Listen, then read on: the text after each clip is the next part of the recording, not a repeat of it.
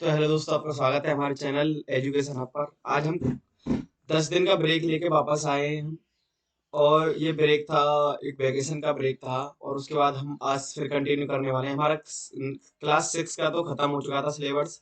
मैंने मैथ भी करा दिया और उसका साइंस भी करा दिया, इंग्लिश भी करा दिया, हिंदी भी करा दिया। अब हम क्लास 9 करने वाले हैं। हमारा टारगेट है 15 डेज। हमारा टारगेट है 15 डेज। हमारा टारगेट 15 डेज है। हमें 15 डेज में कंप्लीट करना है मैथ साइंस, सब कुछ कंप्लीट करना है। हमारा टारगेट 15 डेज है। तो आपकी 2 वीडियो रहेंगी रोज की। 2 चैप्टर आपके रोज के रहेंगे, कोई भी चैप्टर से। 15 दूनी 30 चैप्टर हो गए। 30 चैप्टर आपके कंप्लीट हो जाएंगे 15। और भी मैं एक आध और पीवाईक्यू सेशन ले लूंगा बीच में, और एमसीक्यू सेशन ले लूंगा। 15 दिन में आपका करा देंगे। तो आप आज के हमारे चैप्टर का नाम है, पहला चैप्टर है क्लास 9 का एएमयू एंट्रेंस एग्जाम के लिए। Chapter first, crop production and management. Class class 9 AMU entrance exam. Crop production and management. Crop production, crop को उगाया कैसे जाता है और उसके तरीके, मतलब मैनेजमेंट कैसे किया जाता है। चलो देखते हैं। हम हाइलाइटर को हम येलो कहते हैं। देखो, ये चैप्टर हमारा crop production and management. The term of agriculture is divided to Latin word ager that means field and culture means cultivate. Ager का मतलब होता, एजीआर का मतलब होता है फील्ड। एजीआर का मतलब होता है फील्ड, मतलब खेत जो है उसको। और कल्चर मतलब कल्टीवेट, खेत को जोतना, उसी को हम एग्रीकल्चर बोलते हैं। Agriculture revolution which started 1960। Agriculture revolution जो एग्रीकल्चर रिवोल्यूशन जो है वो 1960 में स्टार्ट हो गया था। एग्रीकल्चर कैसे, paddy required a lot of water. Paddy जो है मतलब धान बहुत ज्यादा पानी मांगता है। Cactus very little amount of water. और जो कैक्टस होता है, जैसे जो कैक्टस जो होता है वो पाया जाता है राजस्थान में, राजस्थान साइड, जहाँ कम पानी की जरूरत होती है वहाँ कैक्टस। और जैसे जैसे एग्जाम्पल है, पैडी ज्यादा पानी और कैक्टस कम पानी। Apple thrives Himalaya. एप्पल कहाँ होते हैं? हिमालय में। Apple thrives in Himalaya mountain while grains and cereals specially prepared for. और जो ग्रेन्स, अनाज और दाल वाल वगैरह होती है वो स्पेशली प्लेन्स में होती है। Crop, the plant same kind grown at place collectively referred to as crop। एक ही तरह के प्लांट, बहुत सारे एक ही तरह के प्लांट एक जगह में हो, उसी को क्रॉप बोलते हैं। जैसे ये मक्का के प्लांट में बहुत बहुत सारे एक जगह पे, तो हम इसको क्या बोलेंगे? फसल। इसे हम क्या क्रॉप बोलेंगे? ये मक्का के जो प्लांट है बहुत सारे एक जगह पे हो, उसी कलेक्टिवली एक प्लेस पे, उसे हम क्या बोलते हैं? क्रॉप। एक क्रॉप मैनी ग्रो, अलग अलग सीजन में हम क्रॉप को उगाते हैं। एक क्रॉप।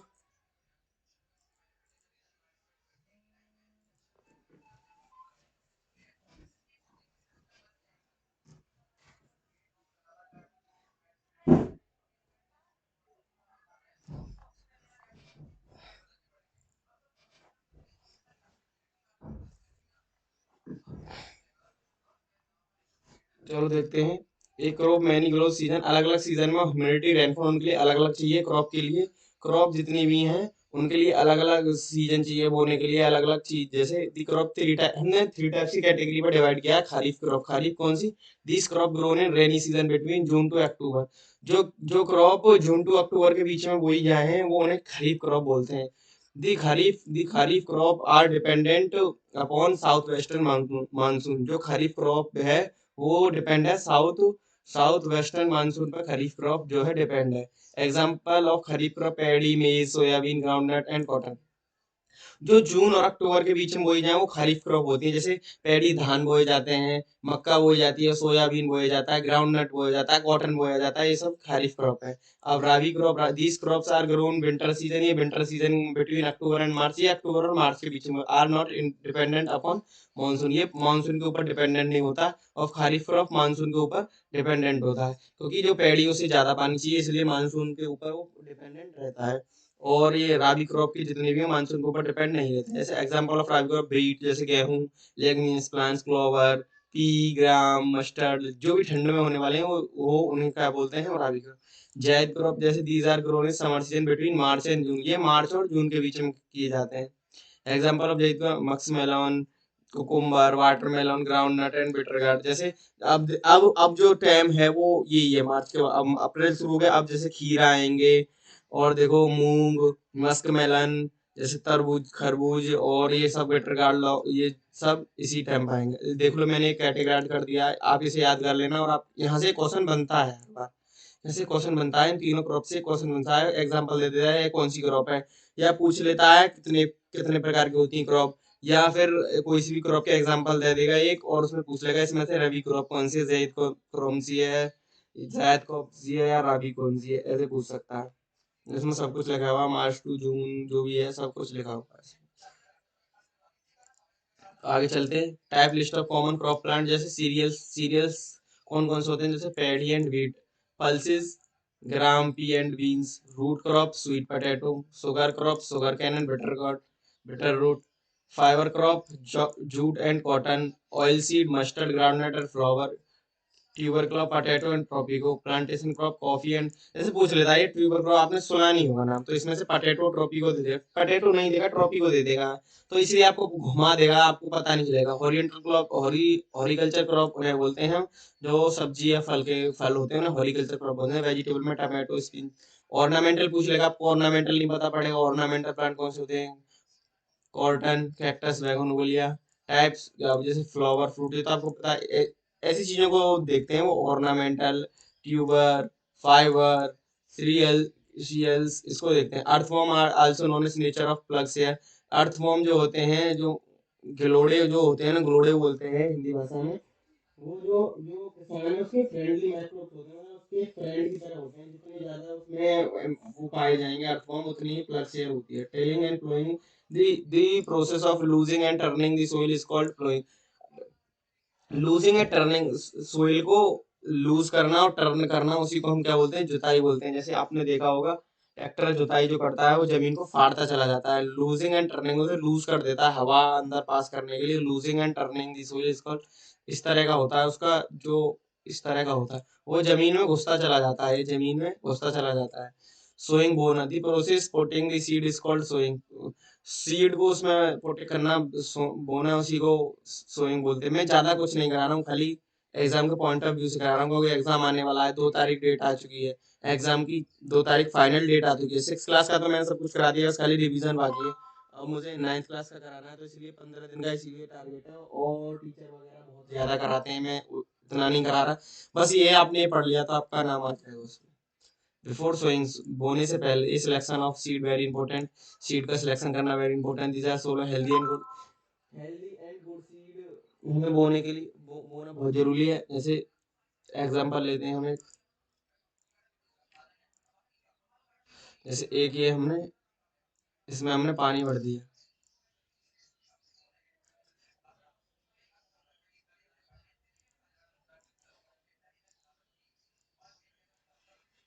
इसमें पानी,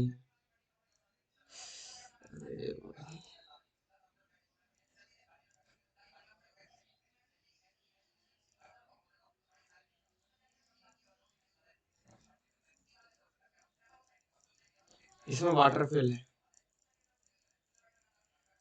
इसमें वाटर फिल है, और ये जो है ये सीड है।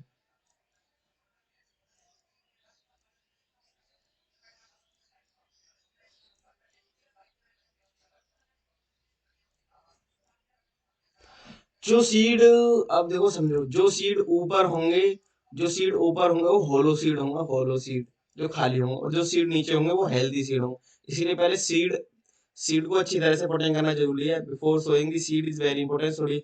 अब आप क्या करते, जैसे जिस पूरा पानी में ना भिजाए और तुरंत ही बो दिया, उसमें खाली भी है ना, जैसे कोई भी चीज उसमें खाली भी सीड है, तो खाली तो उपजेंगे नहीं, इसीलिए पहले उन्हें healthy and growing, healthy seed बोने चाहिए हमें, इसलिए फुल अच्छी फसल के लिए।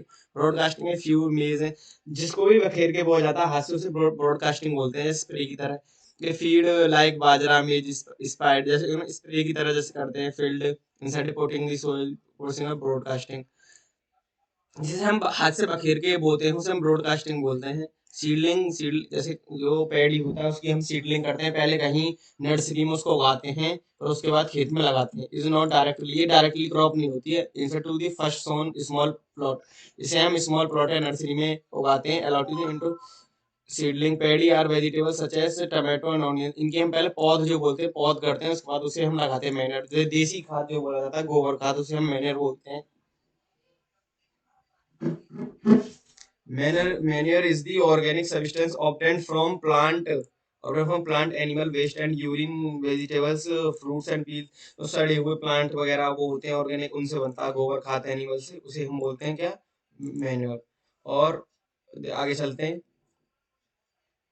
Organic manure is considered better to the fertiliser, fertiliser से ऑर्गेनिक बेटर होता है, कैसे, इट ऑर्गेनिक न्यूट्रिएंट, इसमें न्यूट्रिएंट्स ज्यादा पाए जाते हैं। It increase the holding water holding capacity, पानी रोकने की क्षमता को बढ़ाता है। It increase number of friendly microbes, ये माइक्रोब्स जो होते हैं उनको भी बढ़ाता है। It improve the texture of soil, chemical texture of soil को भी बढ़ाता है। फर्टिलाइजर क्या होता है,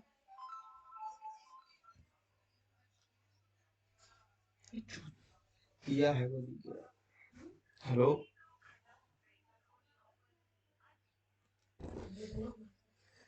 fertilizer are man-made artificial chemical compound is organic nutrients, they provide specific nutrients in nitrogen as in NPK and nitrogen, potassium, phosphorus are not obtained from manure, these are fertilizer of NPK। ये fertilizer होते हैं जो chemical पाए जाते हैं, nitrogen potassium phosphorus, ये chemical तौर पर पाए जाते हैं, हम इन्हें क्या बोलते हैं, फर्टिलाइजर।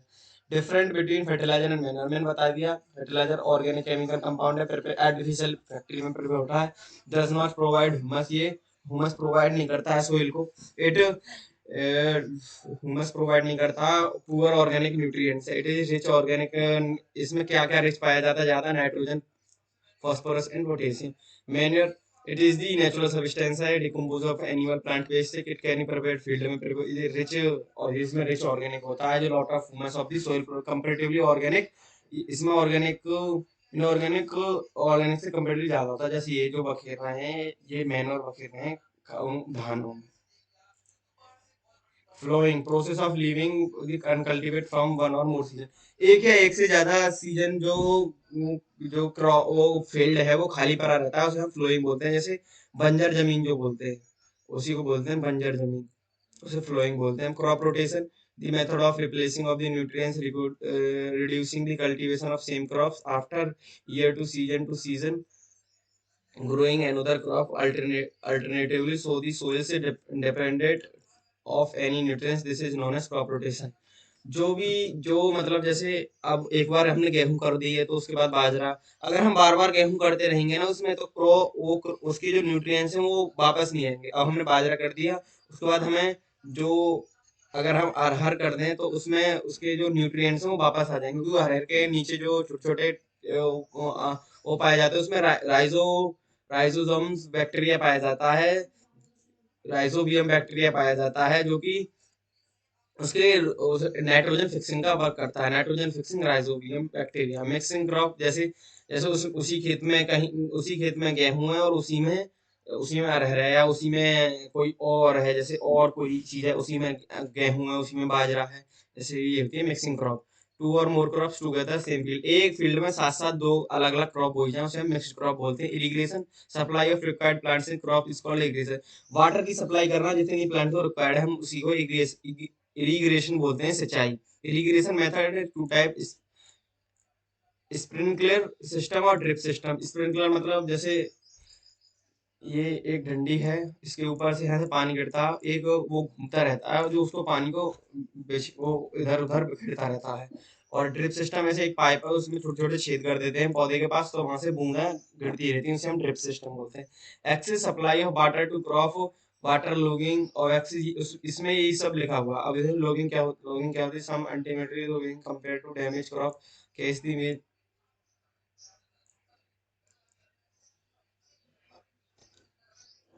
वीडिंग क्या होता है, the process of removing weeds from field and field is called weeding. Weeding होता है अनवांटेड प्लांट, जो अनवांटेड प्लांट है हमारे में, जैसे बोया तो हमने गेहूं है, उसमें और कुछ भी ऊपर से आया अनवांटेड, जो हम नहीं चाहते उसे हम क्या बोलते हैं, वीड बोलते हैं।